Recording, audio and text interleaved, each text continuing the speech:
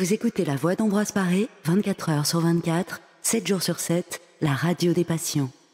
Bonjour à tous, merci d'écouter La Voix d'Ambroise Paré sur le canal 60 de votre téléviseur. Actuellement, nous sommes en direct, donc vous allez assister à une émission en direct pendant 1 heure.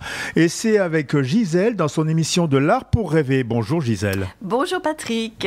Alors, que vous dire ? Aujourd'hui, je vais vous emmener dans un des rares lieux où on peut voir une licorne, dans toute sa beauté, dans tout son mystère. Quel est cet endroit ? C'est un musée, le Musée national du Moyen-Âge à Paris, dans le 5e arrondissement. Quand j'étais enfant, on l'appelait le musée Cluny. Donc peut-être que vous êtes de ma génération et que vous l'appelez le musée de Cluny. Au métro Cluny, comme le nom l'indique, c'est très pratique. Alors ici, les visiteurs chuchotent. Parce qu'ils sont venus souvent par curiosité ou alors par hasard, parce que c'est quand même un joli quartier. Parce que ce musée ne présente jamais de ces expositions à forte pub pour lesquelles il faut patienter dans des files interminables. On ne fait pas la queue au musée Cluny, un petit peu maintenant, mais guère. Et puis les visiteurs, ils vont voir les vitraux, les parchemins, des bijoux, des vestiges de colonnes, des statues qui sont ici des fouilles. Et puis tout d'un coup, sans s'en apercevoir, ils accèdent à une pièce ovale où généralement ils sont ébahis. Parce que dans cette salle se déploie un surprenant ensemble de 6 tapisseries d'un rouge profond. Et au centre de chaque tapisserie, il y a une sorte d'île bleutée, plantée d'arbres et parsemée de végétation fleurie, où il y a de multiples petits animaux. Et sur ces 6 tapisseries, il y a une dame même avec un grand D, richement vêtue, accompagnée quelquefois d'une suivante. Et cette dame s'adonne à des occupations assez difficiles à déchiffrer. Ce qui est très curieux, c'est que cette dame est toujours entourée par un lion qui est très étonnant d'humanité, un lion qui rit, qui grogne, qui regarde en coulisses, et surtout par une licorne. Et la présence très très expressive de cette licorne blanche ressort comme une sorte de halo sur le fond des couleurs qui sont plutôt puissantes, les couleurs des tapisseries. C'est cet ensemble dont je vais vous parler, cet ensemble qui est connu sous le nom de la tapisserie de la dame à la licorne. Cette tapisserie, c'est une véritable énigme. C'est un spectacle codé dont je voudrais bien vous parler aujourd'hui. Vous écoutez La Voix d'Ambroise Paré.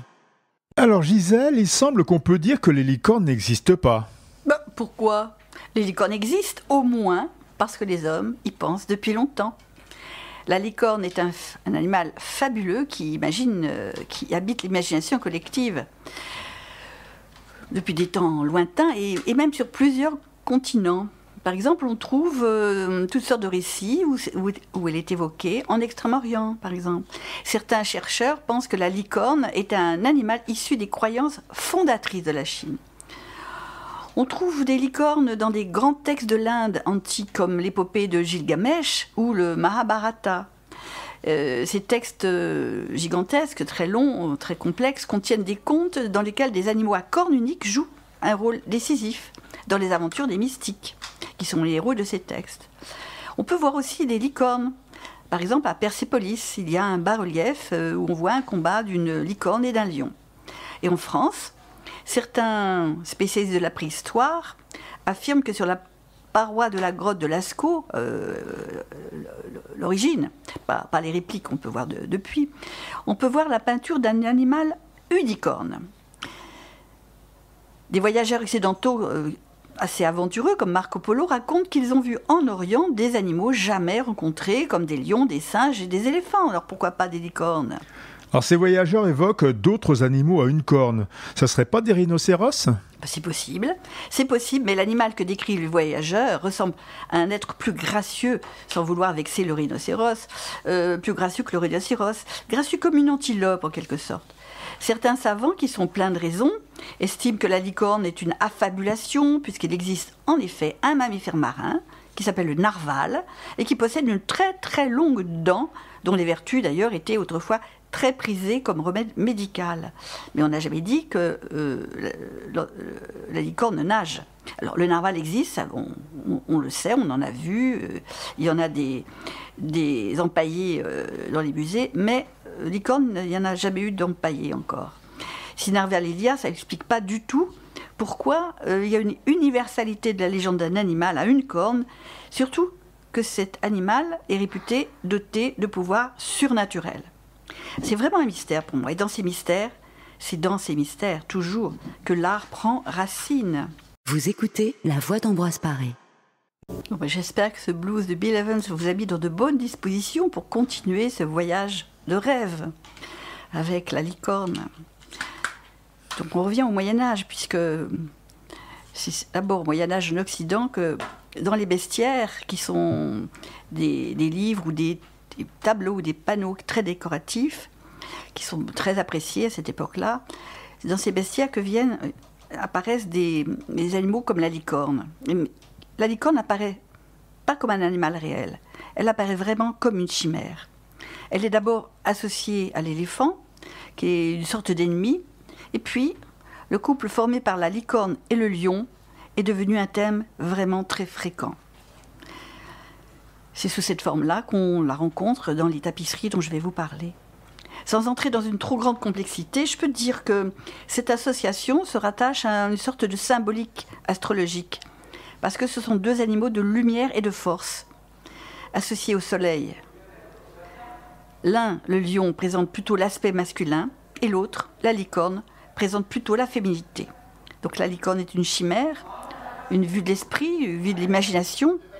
Elle est pourtant reconnue sans hésitation par tous ceux qui la voient comme un dessin, comme une enluminure ou une tapisserie. Alors, comment peut-on la décrire ? Depuis le Moyen-Âge, en Occident, on représente la licorne comme un animal gracieux avec un corps de cheval blanc. Elle a une tête toute fine, dotée d'une barbiche et des sabots fondus un peu comme une chèvre. Et sur la tête, cet animal porte une longue corne, souvent torsadée, qui semble plutôt un ornement, plus un ornement qu'une arme.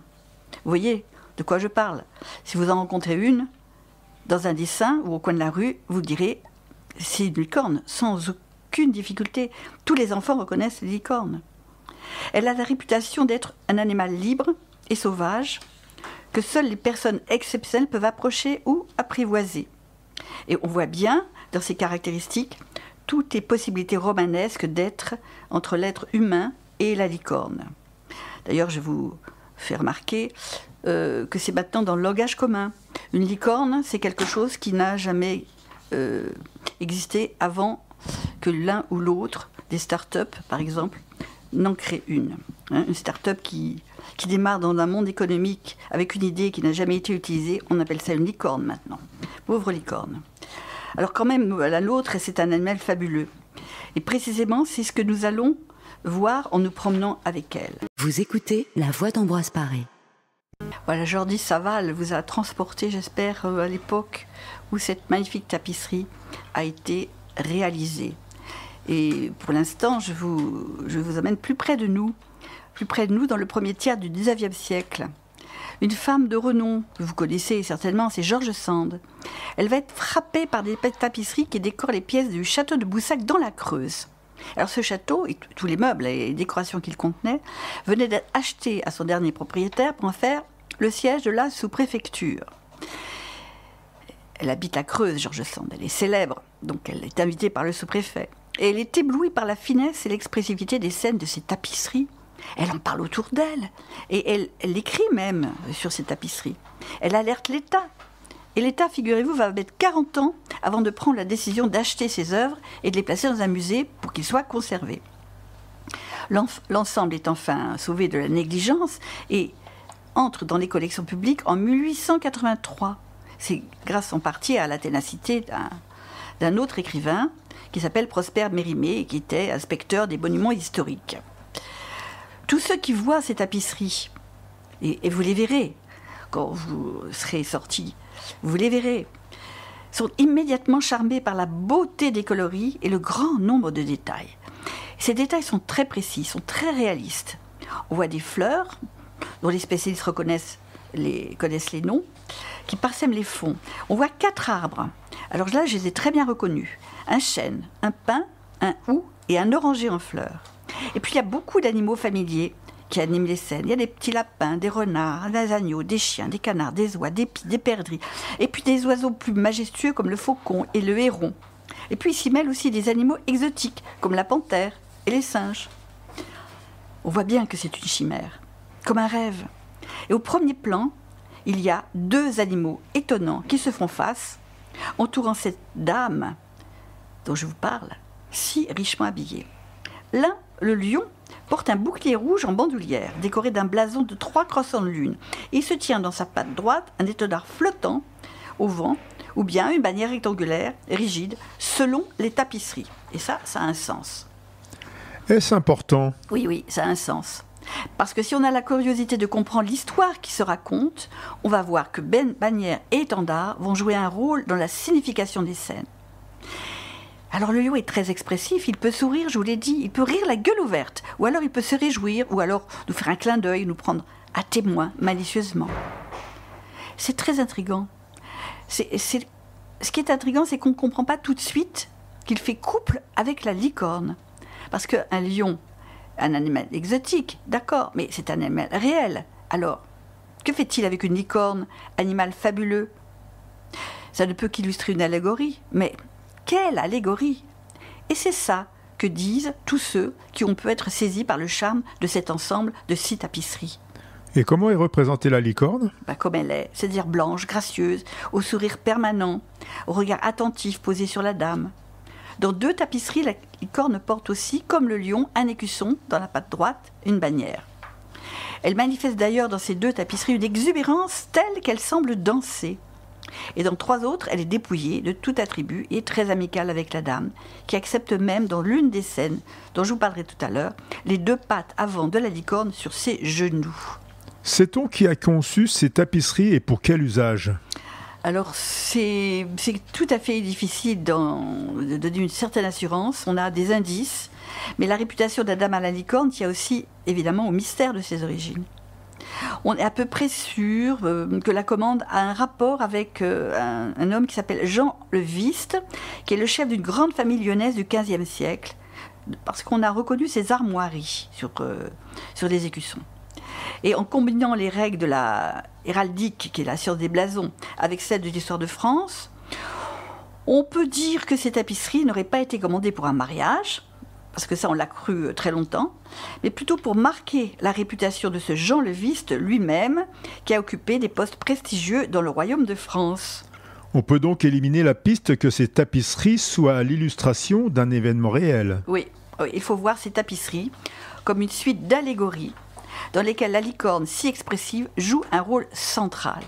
Alors pour mieux apprécier la suite, il y a lieu de dire que dans le bestiaire au Moyen-Âge, la licorne est à la fois, je vous l'ai dit tout à l'heure, un symbole de puissance et de faste, mais aussi un symbole de grâce et de pureté.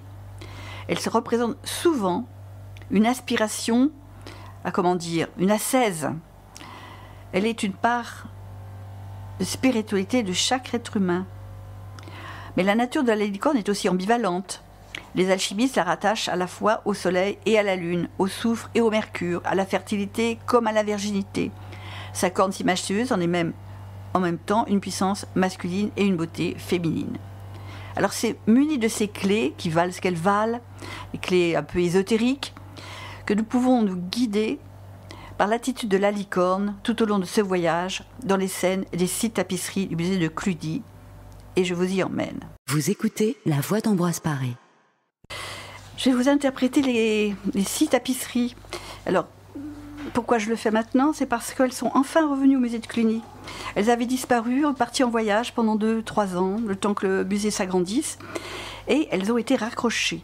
Et comme moi j'adore les tapisseries, je me suis aperçue elles ont été raccrochées dans un ordre un peu différent et beaucoup plus parlant. Donc je vais vous asséner une petite leçon d'interprétation. J'espère que vous en souviendrez quand vous irez la visiter. Alors donc il y a 6 tapisseries. Et pour 5 d'entre elles, les spécialistes de l'art sont assez d'accord. Il y en a une 6e qui porte une inscription, c'est le seul qui porte une inscription qui est très grande par rapport aux autres. Et l'inscription, c'est « À mon seul désir ». Alors elle suscite des commentaires, car certains estiment que la dame a un geste suspendu qui rend la scène ambiguë. Je trouve que cette tapisserie est généralement mal comprise, alors qu'elle est la clé de l'ensemble, et je vais vous en reparler tout à l'heure. À part cette tapisserie, dit « À mon seul désir », qui a donc en quelque sorte son titre, chacune des autres, les 5 autres œuvres pourrait avoir une dénomination. Parce que chacune des 5 autres tapisseries illustre, quand on regarde bien, un de nos 5 sens. Odorat, goût, ouïe, vue et toucher. Et dans cet ordre-là, on pourrait leur donner un titre. Alors je vais vous proposer d'écouter, puis vous regarderez quand vous irez, celle qui traite de l'odorat. Celle qui traite de l'odorat, on y voit une petite dame très droite et très rigide, mais avec un visage rond et enfantin. Elle est en train d'effeuiller un œillet qui est pris dans une corbeille que lui présente sa suivante. Et il y a un petit singe assis sur le tabouret qui respire directement la fleur en la portant à son nez. Et alors devinez que fait la licorne. Elle fait la belle. Elle a les pattes avant levées. Elle est appuyée sur ses pattes arrière avec son écusson en bandoulière et sa bannière. Elle est confiante tout en étant en attente de quelque chose. Et puis le lion est immobile. Il sourit, son nez tendant au vent.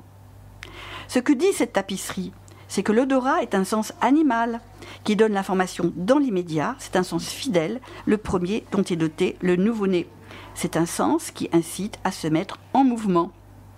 Lion et licorne sont comme en attente de ce que la dame va pouvoir faire de cet apprentissage du monde par l'odorat. Vous écoutez La Voix d'Ambroise Paré. Bien agitée cette musique, hein, comme la licorne, comme le lion et comme la dame qui respire et qui est impatiente de grandir en fait. Parce que la deuxième tapisserie qui est dans l'ordre, accrochée dans l'ordre et que je vous propose de commenter, c'est une tapisserie qui est sur le goût. La scène est vraiment joyeuse. L'île sur laquelle les personnages sont installés, c'est une île, une sorte d'île. Elle est gonflée de fertilité. Et la dame, eh bien, elle a bien changé. Maintenant, c'est une jeune fille en pleine beauté et ses cheveux sont lâchés. Elle porte un simple voile qui est soulevé par le vent, léger. Elle a un perroquet posé sur le doigt.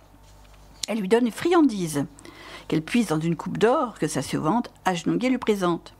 Et puis, le petit singe, toujours, au pied de la dame, qui porte quelque chose en bouche. Le sens illustré est bien le goût. Et que font le lion et la licorne? Ils sont en équilibre sur leurs pattes arrière. Le lion est gueule ouverte, langue sortie, il rit, ou alors il se délecte. Mais tous, le lion, suivant à genoux, dame au perroquet, regarde la licorne. La licorne, elle a les yeux attentifs, elle est tournée vers les spectateurs, sa corne est bien droite. On comprend qu'elle est le centre du sujet traité.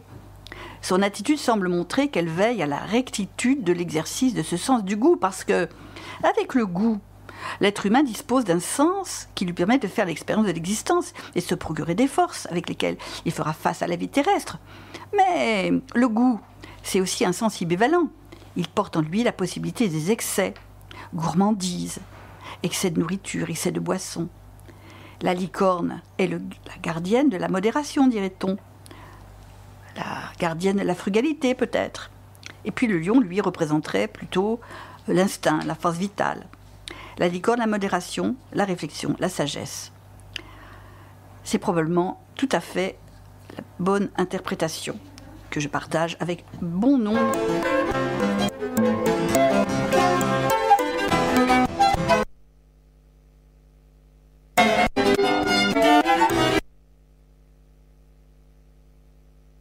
Alors nous allons continuer, c'est pas grave.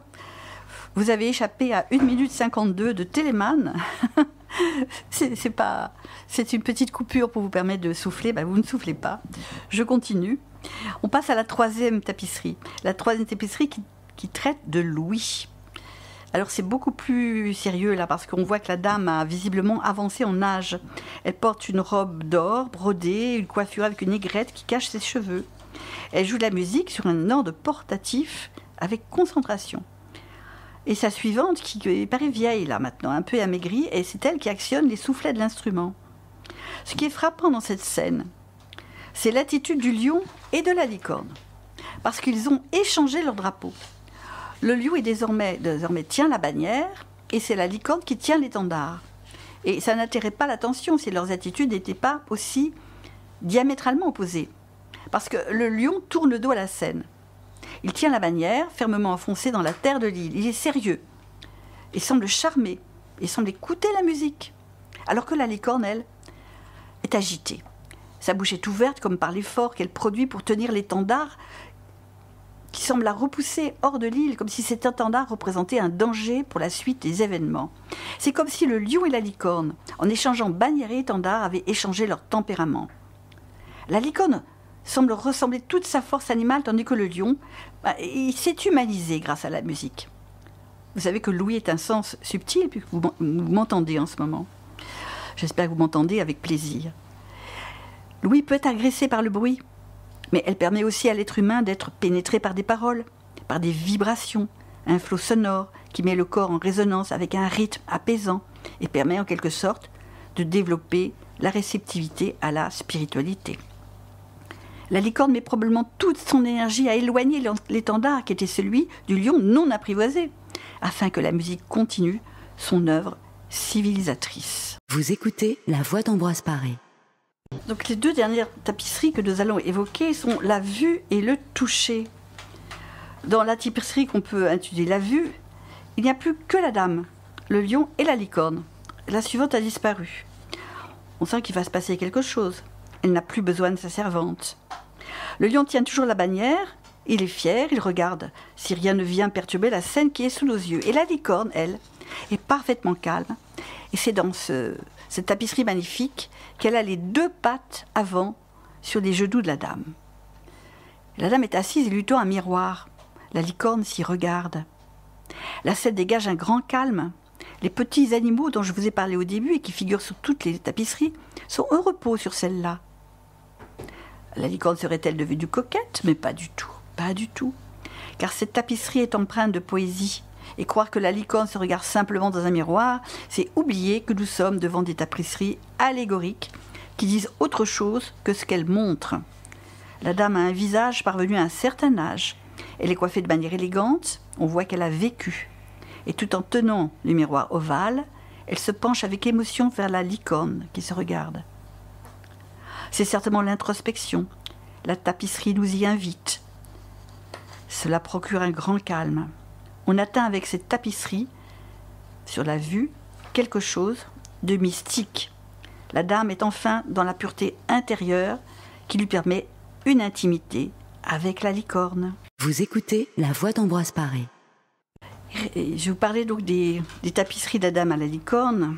5 tapisseries qui correspondent à 5 sens. On a vu l'odorat, on a vu le goût, on a vu l'ouïe. On vient d'écouter ce qu'on pouvait dire sur la tapisserie qui représente la vue. Il manque le toucher. Alors c'est une tapisserie très surprenante. La dame se tient debout, elle est pleine d'assurance. Elle a la bannière qu'elle tient elle-même. Et de l'autre côté, elle tient la licorne par la corne. Elle y pose sa main gauche. Et le lion, lui, il est à l'écart. Il est revêtu de son écusson. Il est sagement assis. Et puis il nous regarde en souriant. C'est la première fois que la licorne pose ses 4 pieds sur le sol de l'île. La construction de la scène montre une diagonale ininterrompue entre le bas de la queue de la licorne, qui touche le sol, qui passe par la main posée sur la corne, qui monte par le bras de la dame et atteint le haut de la bannière, tenue par la main droite. Le sens du toucher qui concerne le corps entier, mais c'est aussi celui qui nous permet de maîtriser nos mouvements et qui nous permet d'avancer en équilibre. La licorne, qui est présente dans cette tapisserie, semble vraiment confiante en cette dame qui regarde, elle, bien droite, la direction vers laquelle elle ne va pas manquer de se diriger. On peut comprendre que la licorne a donné à la dame toute la force intérieure pour accomplir sa destinée. On a évoqué 5 tapisseries, mais il y en a 6. Que penser de la 6e tapisserie ? Et voilà, que penser de la 6e tapisserie? Parce que c'est la seule qui comporte une inscription, et celle sur laquelle les commentaires sont les plus contradictoires, alors qu'à mon avis, si on regarde bien, c'est la clé de la série. Cette 6e tapisserie figure la dame qui est au seuil d'une tente, drapée de tissu bleu, précieux, où est écrit « À mon seul désir ». Et lion et licorne se tiennent chacun d'un côté de la tente avec un pan. Chacun tient un pan pour maintenir la tente ouverte. Ils ont vraiment un air inquiet. La suivante présente à la dame un coffret à bijoux. Alors il est intéressant de voir que la suivante porte d'ailleurs une torsade de cheveux dressés sur la tête en forme de point d'interrogation. Et rien n'est laissé au hasard dans ces tapisseries. Il y a vraiment un point d'interrogation, je vous engage à aller voir. Pourquoi ? La dame tient la main gauche au-dessus du coffret, et par son seul geste, on ne peut pas savoir si elle va prendre un bijou ou si elle vient de le déposer dans la boîte. C'est dans l'interprétation de ce geste, à mon avis, que repose la possibilité de comprendre le sens de ces 6 tapisseries. Parce que, si on pense que la dame prend un bijou, il n'est pas possible de comprendre le rôle de la licorne, qui représente la sagesse, vous avez vu. Si on pense que la dame dépose le bijou, alors la cohérence des 6 tapisseries est évidente, parce que c'est une scène solennelle. Que veut dire « à mon seul désir » ? Si on lit ces mots en comprenant qu'il s'agit pour la dame de faire ce qu'elle veut, comme un caprice, on ne peut pas comprendre l'allégorie. Il faut bien observer la dame. La dame est devant sa tente. Son visage est grave. Les 2 animaux sont en alerte. Il va donc se passer quelque chose d'important. Est-ce que son destin va être modifié ? Vous écoutez La Voix d'Ambroise Paré. Le destin de la dame va-t-il être modifié ? On a beaucoup écrit sur cette tapisserie à mon seul désir.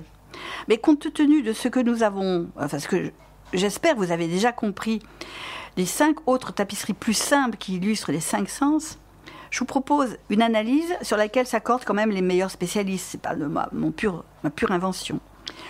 Parce que mon seul désir, c'est un terme du Moyen-Âge. Ça veut dire mon libre arbitre. Ça veut dire ce que je souhaite le plus. La dame, qui est forte de son expérience, prend la décision de se libérer de ces bijoux, qui représentent les richesses matérielles.